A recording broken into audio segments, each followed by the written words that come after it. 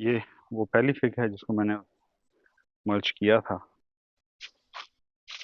अब ये जो मोरिंगा के बड़े पीसेस काटे हैं ना,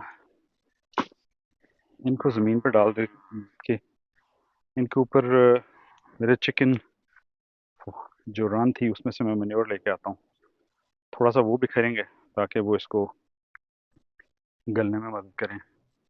फिर ऊपर थोड़ी सी ग्रीन डालेंगे जो इसकी है, और उसके ऊपर फिर से वही कोशिश करूँगा थोड़ा बहुत वो वहाँ से आया हुआ मिट्टी वगैरह उसमें डाल दें। इसका फ़ायदा ये होगा ज़रा जल्दी से ये रॉट होंगे, इसमें जो डीकम्पोजिशन है वो ज़रा तेज़ी से होगी।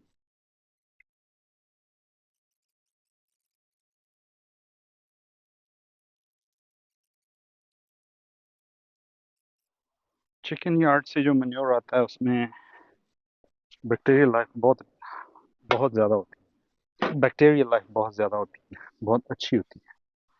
लिहाजा इसको हम इससे इनॉक्यूलेट कर रहे हैं कि इसमें जो भी लाइफ है वो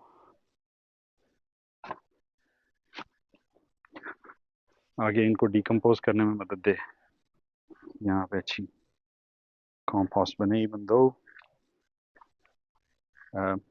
this is supposed to be rich in fungal life, लेकिन it will help